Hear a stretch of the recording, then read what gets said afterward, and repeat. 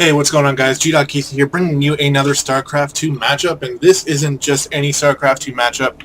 This one is special because so let me just get some of this out of the way beforehand. I did cast some games before this one, but I really didn't like the quality of them after I rewatched them, so I didn't put them up. So in an earlier game, I did explain how I have just recently joined the team All Inspiration, which is part of the Chobo Team League. I'll try to include a link in the description. It'll let you know more about that league, and they're very friendly over there. If you have any sort of aspiration to play competitively at all, no matter what level you are, you should check it out for sure. It's a lot of fun. So right away, within the first couple days, I got invited to join this team, All Inspiration, or All In for short. So you got a nice little tag here. That's pretty damn cool. And I got invited to play for the team on the actual circuit here. So my opponent down here is a Protoss, which is CTsix ZookaMan, and he's playing Protoss here. So what I have done, before I actually played this game, I watched his previous replay. So this is week 2 in the league. So I was able to watch week 1 and see what he did, and he actually played against a Zerg, and I noticed he goes for the sort of Immortal Sentry push off 2 bases, which is something almost every Protoss does. But knowing that ahead of time, it allowed me to practice with a few of my teammates to help defend against this kind of thing. And what I realized is that getting some roaches is going to be helpful, but not as many roaches. You really want to focus on the Hydras and just get the missile upgrades and all that kind of stuff. So that's what we're going to be doing here. I am dropping a pool first just to get some early queens for the most part. And this was a little nifty here. Let's go back. Not that it really mattered, but it was kind of cool. If we look at this player here, he's looking for my expansion, and you can see my drone coming. I saw the probe coming, so I moved out of his sight, and he wasn't able to see me. No, he didn't know I went down there, so just being a little sneaky with the expansion here. I thought that was kind of funny. But we are dropping the expansion right after the pool, and that's going to allow us some more larva production. Meanwhile, down in the Protoss base, he does have his gateway. He seems to be a little bit late on that Cyber Core. Is this it here? Going down? Yeah, that was pretty late Cyber Core. He's pretty behind now. You can see his money is kind of high up there. He can spend it by queuing up probes and such, but that was a little slow. Not that I'm trying to be, elitist or anything. Guarantee we're in the same league. We're pretty decent skill level. So you can see just getting out the queen early. He's keeping his probe around, which is good because he's scouting. Now, I noticed that on this map, you don't really need to scout that hard, especially if you have an idea of what he's doing.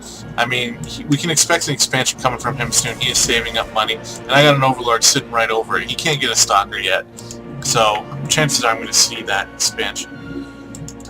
He's sending his probe here to see if I'm going to go for a third, which is the standard play after you see that your opponent has gone to 2 base, so we can see he's on 2 base now. Got some lings out, going to take care of this probe and just start up drone production for the most part. Just checking to see if he's doing any sort of silly business, because I do know he's expanding. I can see that. I've seen it now. So I want to make sure he's not dropping any sort of silly forge cannons or anything like that. We got the 2 queens out, injecting, doing good. Lings are going out to scout, and I should be dropping that 3rd expansion soon. Gateway, Forge, and the Mothership Core here it's great for Protoss when you're trying to defend, because like back in Wings of Liberty, without this, those Lings would have got in there. I would have killed the probe. I probably could have killed a pylon even, because he's not getting any zealots.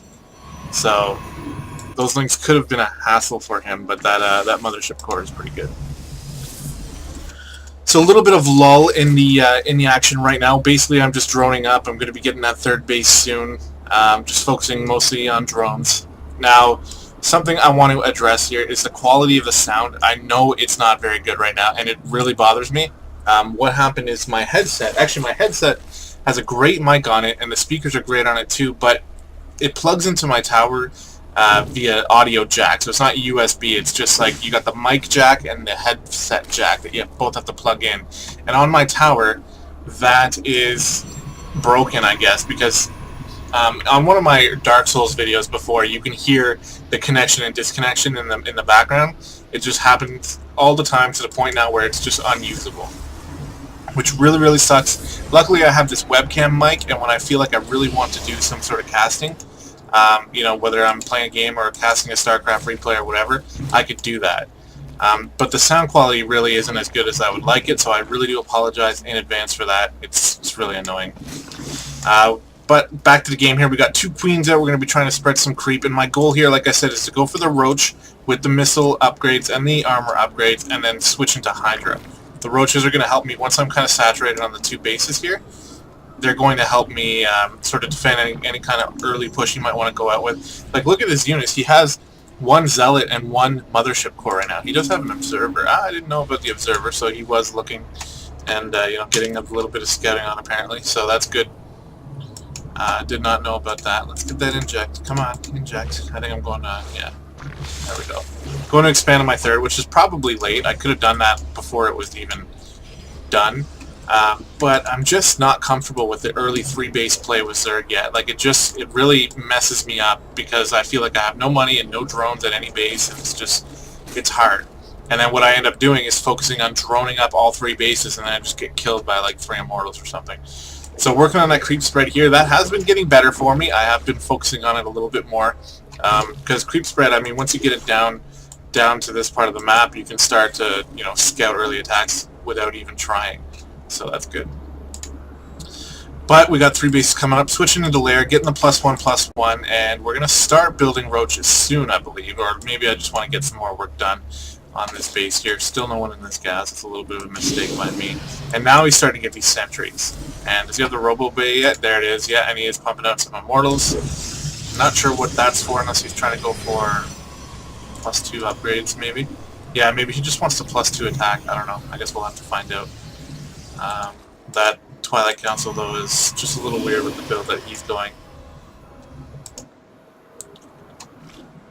So the upgrades are almost done here. We got our lair up and running. We should be getting that Roach speed soon as I notice the lair's done. And that's kind of my issue, right? Is noticing when things are done. And when I can start working on those upgrades. So I'm getting a little bit of disconnection here. Sorry about that. Come on, get these upgrades. He does have the Observer right in my base, so he knows I'm going Roaches. So he's probably licking his lips here with his Immortals and Sentries, which essentially just kind of counter Roaches. And doing a good job with the hallucinated Phoenix in here, just getting a look around. I didn't know it was hallucinated, so I didn't overreact too much to it. He does know my 3rd base is kind of up and running, but look at these guys. No one in gas here. Finally, I ended up getting that guy. And am I starting the upgrades? Yes. Upgrades are starting. So +2/+2 on the way, but they're right on time with his +2 attack. So his +2 attack is going to be done right around when my +2 attack is going to be done, but I have the +2 armor to go with it.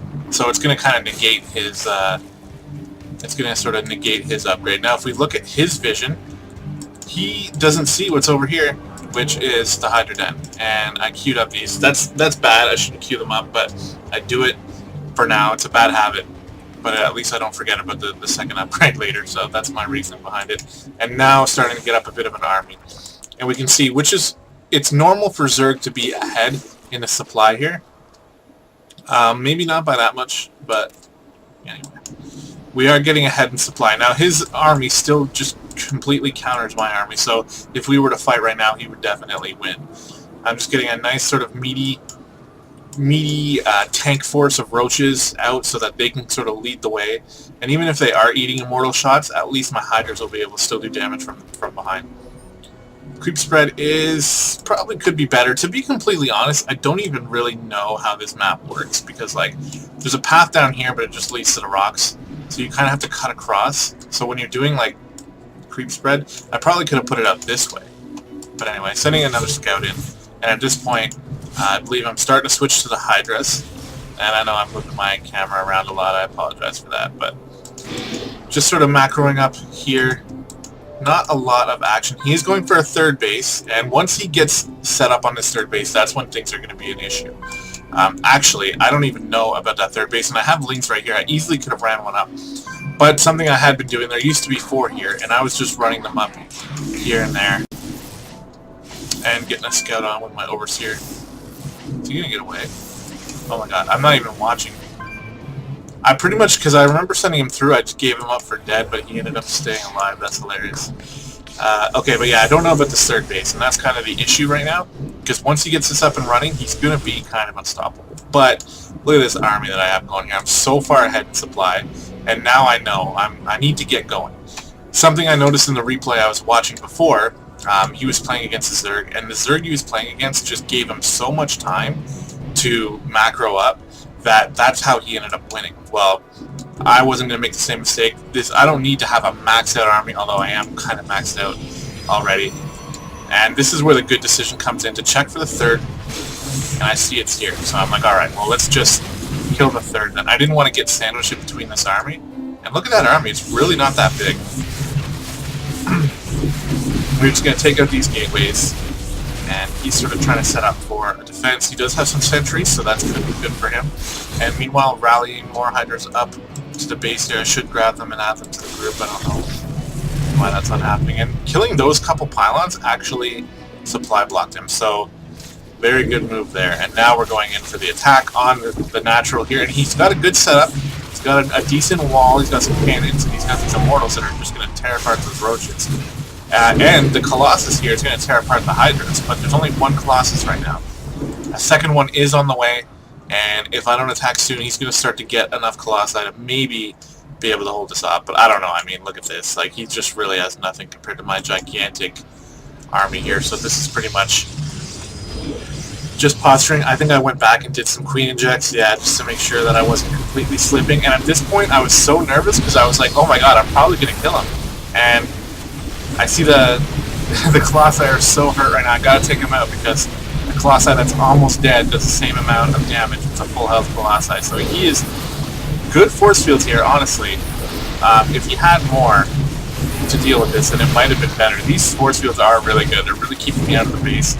But I'm killing all his warp gates, his forge, everything is dying here, and now I'm able to get in. He runs out of force field energy. Kill that final Colossi, and that's pretty much the game right there. We're going to kill the second base, and then we're just going to leave the game. No GG or anything either. This guy was pretty upset, I think, because I even said GG to him after the fact, and he's ignored me since then, so that's how that's happened. But anyway, guys, I wanted to show you this because it's sort of like an iconic... it's an iconic game in my career, I guess you can say, as a Starcraft player, because this was my first sort of competitive match with a team. And look at him go, oh, he's going for the Dark Shrine, which could have actually done a lot of damage if it was finished in time. But yeah, that's my first competitive game, and it came out as a win. So right now I'm 1-0, which is really exciting. Anyway, thanks for watching, guys. Hope you enjoy. And if you want to see more matches from the CTL League, then stay tuned and subscribe to my channel. You'll get more videos later. All right, see ya.